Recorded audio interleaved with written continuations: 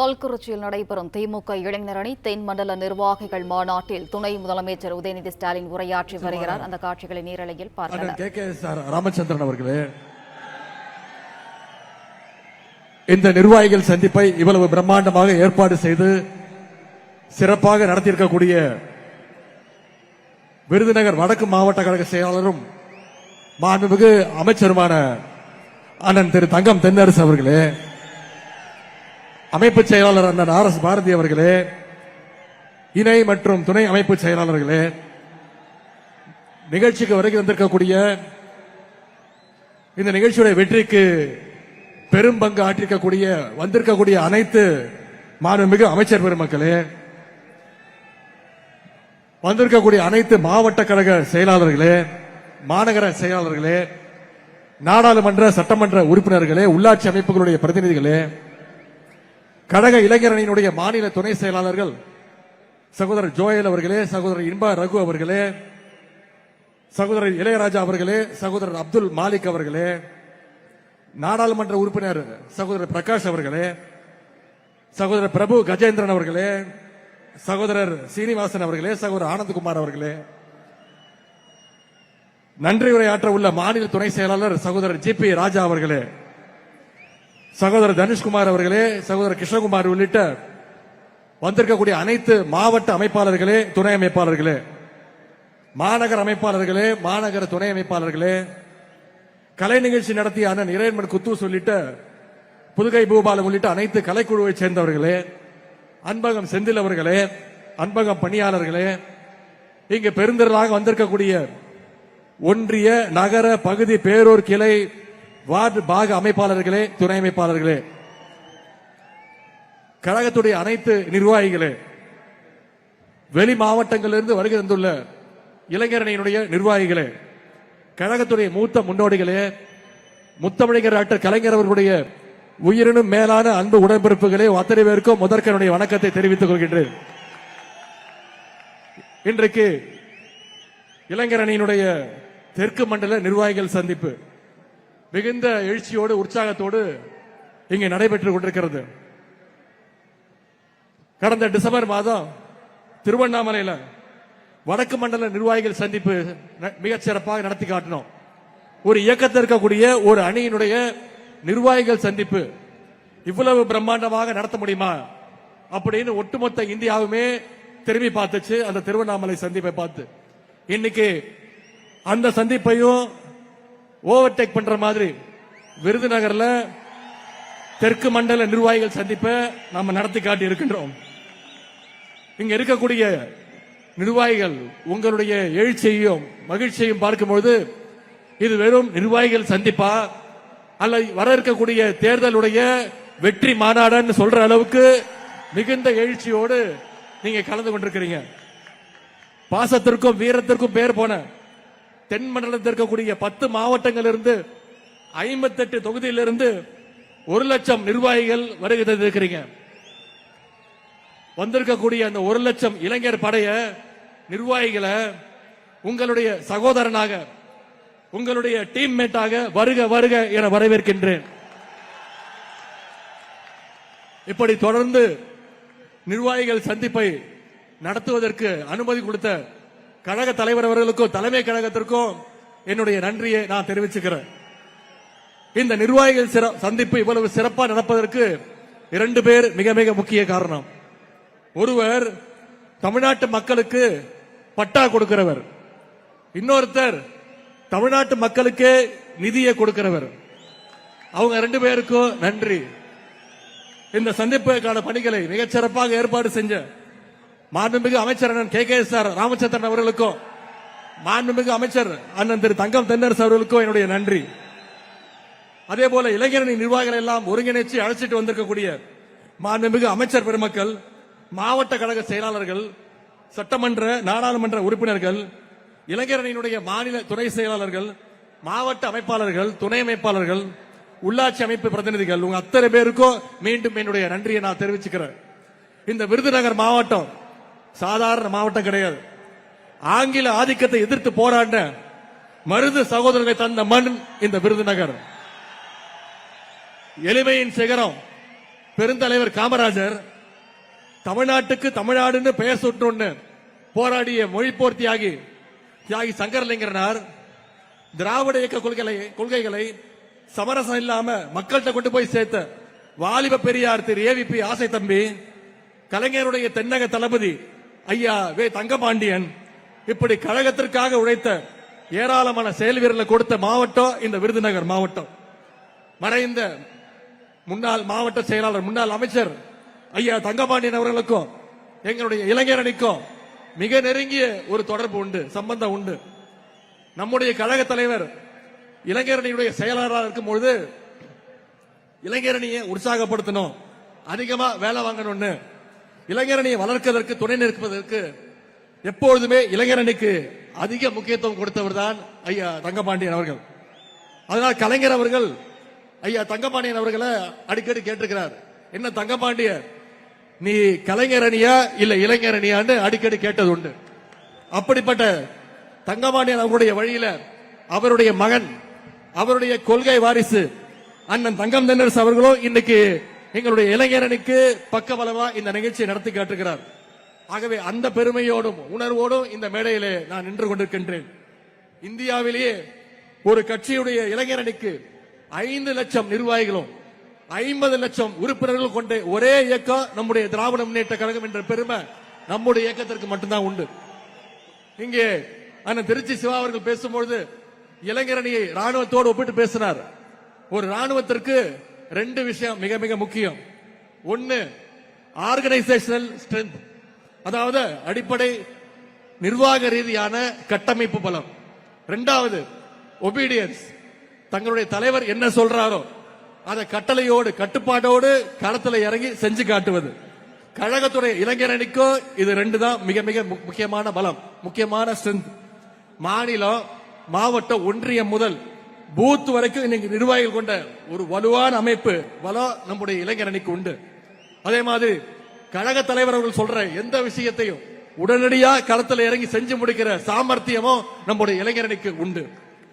உதாரணத்துக்கு கடந்த 6 ஆண்டுகள் மட்டும் நீர்நிலைகளை தூர்வாடுறது, பொய்ப்பட்டி நிகழ்ச்சி மூலம் கழகத்துக்கு எதிரான அவதூறுகளுக்கு பதில் சொல்வது, சிறுபான்மையினர் நலன் காக்க சிஏஏ என்ஆர்சி சட்டத்திற்கு எதிர்த்தது, கொரோனா காலத்தில் மக்களுக்காக ஹெல்ப் லைன் துவங்கினது, மாணவர்களுடைய கல்வி உரிமை காக்க நீட் ஒழிப்பு உண்ணாவிரதம், தொகுதிதோறும் கலைஞர் நூலகங்கள், தொகுதிதோறும் பயிற்சி பாசறை கூட்டங்கள், 200க்கும் அதிகமான இளம் பேச்சாளர்கள் தேர்வு, வாசிப்பை மேம்படுத்த முத்தமிழறிஞர் பதிப்பகம், கழக வரலாற்றை எடுத்து சொல்ல முரசொலியில பாசறை பக்கம், கொள்கை உணர்வை ஊட்ட அறிவு திருவிழா, இப்படி கழக பணி, மக்கள் பணின்னு பல்வேறு முன்னெடுப்புகளை நம்முடைய இளைஞரணி செஞ்சு இன்னைக்கு தமிழ்நாட்டு மக்களுக்கு ஒரு பாதுகாப்பாக இருப்பது நம்முடைய இளைஞரணி. ஆனா எந்த அமைப்பு பலமும் இல்லாம, எந்தவித கட்டுப்பாடும் இல்லாம, கொள்கைனா என்ன, லட்சியம்னா என்னன்னு எதுவுமே தெரியாம வெற்று கூச்சல் போடுகின்ற ஒரு கூட்டம் இன்னைக்கு தமிழ்நாட்டில் சுத்திக்கிட்டு இருக்கு. அவங்களால தமிழ்நாட்டுக்கு எந்த வித பயனும் கிடையாது. இன்னும் சொல்ல போனா அவங்களால அவங்களுக்கே எந்த பயனும் கிடையாது. இத தமிழ்நாட்டு மக்கள் விரைவில் உணர்த்துவாங்க. இன்னைக்கு நம்முடைய திராவிட முன்னேற்ற கழகம் துவங்கப்பட்டு 75 ஆண்டு தாண்டி பவள விழா தாண்டி போயிட்டு இருக்கிறோம். இன்னைக்கு திமுகவுக்கு வயசு 76. ஆனா இன்னமும் அதே இளமையோடும் வீரத்தோடும் போர்க்களத்தில் நிற்குது நம்முடைய திராவிட முன்னேற்ற கழகம். அப்படிப்பட்ட நம்முடைய கழகத்துடைய சோல்ஜர்ஸ் ட்ரெயின் பண்ணி அனுப்புற அணிதா நம்முடைய இளைஞர்ங்கிறத நீங்கள் உணர வேண்டும். நம்முடைய கழக தலைவர் அவர்கள் இளைஞர் திமுக துவங்கினார், 15 வயசுல துவங்கினார். அந்த இளைஞர் அணிக்கு விதை போட்டார். அன்னைக்கு இந்த அணிக்கு பேரு கோபாலபுரம் இளைஞர் திமுக. கோபாலபுரத்தில் ஆரம்பிச்ச இளைஞரணியோட திமுக இன்னைக்கு தமிழ்நாட்டுடைய கோட்டையில நம்முடைய தலைவர் அவர்களை உட்கார வச்சிருக்கு. கலைஞர் அவர்கள் அடிக்கடி சொல்வார், என்னுடைய மூத்த பிள்ளை முரசொலி அப்படின்னு. அதே மாதிரி நம்ம தலைவருக்கு மூத்த பிள்ளை எதுன்னு கேட்டீங்கன்னா நம்முடைய இளைஞர் அணி தான். இன்னொரு வரலாற்று சிறப்பு மிக நிகழ்ச்சியை இங்கே நான் உங்களோடு பகிர்ந்து கொள்ள விரும்புகின்றேன். நம்முடைய கழக தலைவர் அவர்கள் 1976 ஆண்டு இதே பிப்ரவரி மாசம் மிசா சட்டத்தில் கைது செய்யப்பட்டார். இன்னும் சொன்ன மாதிரி இப்ப சரியா 50 ஆண்டுகள் ஆகின்றது தலைவர் அவர்கள் மிசா சட்டத்தில் கைது செய்யப்பட்டு.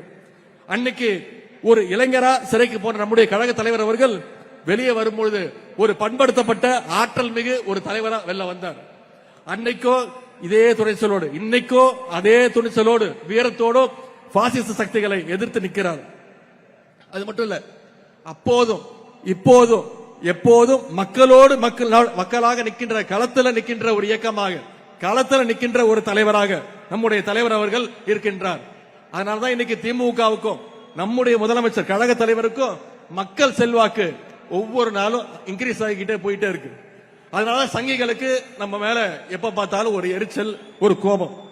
இது நாள் வரைக்கும் தமிழ்நாட்டு பக்கம் எட்டி பார்க்காத திரு நரேந்திர மோடி அவர்கள், பாரத பிரதமர் அவர்கள் இப்போ தமிழ்நாட்டை நோக்கி வர ஆரம்பிச்சிருக்கிறார். என்ன காரணம்? தேர்தல் வந்தோடனே அவருக்கு தமிழ்நாடு ஞாபகம் வந்துடும். இனிமே மோடியை பிடிக்க முடியாது. அடிக்கடி தமிழ்நாட்டுக்கு வருவார், திருக்குறள் சொல்லுவார், கடலுக்கு அடியில போய் தியானம் எல்லாம் பண்ணுவார்.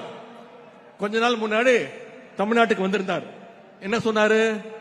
தமிழ்நாட்டுக்கு டபுள் இன்ஜின் சர்க்கார் வேணும் அப்படின்னு சொன்னார். திரு பிரதமர் மோடி அவர்களே, நாங்கள் திராவிட மாடல்ங்கிற சிங்கிள் இன்ஜினை வச்சு ஏற்கனவே டபுள் டிஜிட் growth 11.19% growth எட்டிட்டோம். நீங்க சொல்ற அந்த டபுள் இன்ஜின் டப்பா இன்ஜினை வச்சுக்கிட்டு பீகார், உத்தரப்பிரதேச மாநிலங்கள் இன்னும் 6% வளர்ச்சியை கூட நீங்க தொடல. தமிழ்நாடு அடைஞ்சிருக்கிற வளர்ச்சியில பாதியை கூட நீங்க தொடர. பொதுவா தேர்தல எல்லாரும் என்ன சொல்லுவாங்கன்னா ஜனநாயக திருவிழா அப்படின்னு சொல்லுவாங்க. ஒரு திருவிழாவில் என்னெல்லாம் இருக்கும்? வான வேடிக்கை நடக்கும், மக்கள்லாம் உற்சாகமா இருப்பாங்க, எல்லாரும் சேர்ந்து மகிழ்ச்சியா கொண்டாடுவாங்க. அப்படிப்பட்ட ஒரு அணியாகத்தான் நம்முடைய தலைவர் தலைமையிலான மதச்சார்பற்ற முற்போக்கு கூட்டணி ஒரு அணியாக, மகிழ்ச்சியான அணியாக இன்றைக்கு இருக்கிறது. அதே மாதிரி திருவிழா நேரத்தில் புது புது கடைகள்லாம் போடுவாங்க. மக்களை கூப்பிட்டு பொய் விளம்பரம் சொல்லி பொய் வியாபாரம்லாம் பண்ணுவாங்க. பலூன் எல்லாம் ஊதி குழந்தைங்களுக்கு எல்லாம் ஷோ காட்டுவாங்க. அது மாதிரி தான் இன்னைக்கு தேர்தல் வந்தோடனே தேர்தல் திருவிழானால தமிழ்நாட்டில் புதுசா கடை விரிக்க ஆரம்பிச்சிருக்கிறாங்க. எப்படி திருவிழா டைம்ல போட்ட கடையெல்லாம் திருவிழா முடிஞ்சோடனே எல்லா கடையெல்லாம் காணா போயிடும். அதே மாதிரி இந்த தேர்தல் முடிஞ்சதும் அந்த கடை அனைத்தும் காலி ஆயிடும். ஆனா திராவிட முன்னேற்ற கழகம் தான் என்னைக்குமே மக்களோடு மக்களா நின்று இருக்கும். அது மட்டும் இல்ல, திருவிழா கூட்டத்தில் பிள்ளை பிடிக்கிற கோஷ்டி, பிக் பாக்கெட் அடிக்கிற கோஷ்டியும் உள்ள வருவாங்க. மிட்டாய் வாங்கி தரேன், ஐஸ்கிரீம் வாங்கி தரேன், சாக்லேட் வாங்கி தரேன்னு குழந்தைங்களை கடத்த பார்ப்பாங்க. இப்போ அதே மாதிரி ஆரம்பிச்சிருக்கிறாங்க. இப்போ ஈடு கேஸ்ல இருந்து நான் காப்பாத்துறேன், ஃபெரா கேஸ்ல இருந்து நான் உங்களை காப்பாத்துறேன், மெடிக்கல் காலேஜ் கேஸ் ஊழல் இருந்து நான் உங்களை காப்பாத்துறேன், சம்பந்தி டெண்டர் எடுத்த கேஸ நான் முடிச்சு தரேன். இப்படி கேஸையெல்லாம் காட்டி காட்டி இன்னைக்கு அடிமை கூட்டத்தை பாசிஸ்டுகள் தூக்கி இருக்காங்க. இந்த மிரட்டலுக்கெல்லாம் அடிமை அதிமுக பயப்படலாம். ஆனா திராவிட முன்னேற்ற கழகத்துடைய தொண்டை எந்த உருட்டல் மிரட்டலுக்கும் பயப்பட மாட்டான். ஏன்னா எங்களை வழிநடத்துறது முத்துவேல் கருணாநிதி ஸ்டாலின் என்ற மகத்தான ஒரு தலைவர். பாசிஸ்டுகள் எவ்வளவு முயற்சி செஞ்சாலும் சரி, தமிழ்நாடு என்னைக்குமே உங்க கையில சிக்காது. ஏன்னா எங்க தலைவர் அடிக்கடி சொல்வது மாதிரி தமிழ்நாடு என்னைக்குமே டெல்லிக்கு அவுட் ஆஃப் கண்ட்ரோல் தான். சமீபத்தில் ஒன்றிய அரசு முரட்டு பக்தர்கள், முரட்டு தொண்டர்கள், ஆனா முரட்டு அடிமை கேள்விப்பட்டிருக்கீங்களா? திரு எடப்பாடி பழனிசாமி அவர்கள் தான் இந்தியாவிலே இப்ப மிகப்பெரிய முரட்டு அடிமை. அது மட்டும் இல்ல, மோடி தமிழ்நாட்டுக்கு வந்தோடனே சூரியன் மறைஞ்சிருச்சு அப்படின்னு சந்தோஷப்படுறார். நம்ம தலைவர் சொன்னாங்க, கால்களை மட்டுமே பார்த்துட்டு இருந்தீங்கன்னா மேல பார்த்தாதானே உங்களுக்கு சூரியன் தெரியும்னு தலைவர் சொன்னாங்க. உடனே திரு எடப்பாடி பழனிசாமி அவர்களுக்கு கோவம் வந்துருச்சு. என்ன தெரியுமா சொல்றாரு? காலை பார்த்து நடந்தாதான் நாங்க நேரா பார்த்து நடக்க முடியும், காலை பார்த்தாதான் நேரா நடக்க முடியுமா அப்படின்னு ரொம்ப அறிவுபூர்வமா கேட்டார். திரு எடப்பாடி பழனிசாமி அவர்களே, தலையை நிமிர்ந்து பாதையை பார்த்து நடந்தீங்கன்னா தான், வழியை பார்த்து நடந்தாதான் நேரம் நடக்க முடியும். நீங்க திரு மோடியுடைய காலையும் திரு அமித்ஷாவுடைய காலையும் பார்த்துட்டே நடந்தீங்கன்னா உங்களை மாதிரி முட்டு சந்தில தான் போய் நிக்க முடியும். இவ்வளவு நாளா அதிமுக பாஜகவுடைய கிளையா இருந்துச்சு. இன்னைக்கு அதிமுக பாஜகவோட இலையா மாறிடுச்சு. தமிழ்நாட்டில் 10 தோல்வி பழனிசாமியும் மொத்த தோல்வி மோடியும் என்னதான் கூட்டணி வச்சாலும் தமிழ்நாட்டுக்குள்ள உங்களை ஒருபோதும் தமிழ்நாட்டு மக்கள் அனுமதிக்க மாட்டாங்க.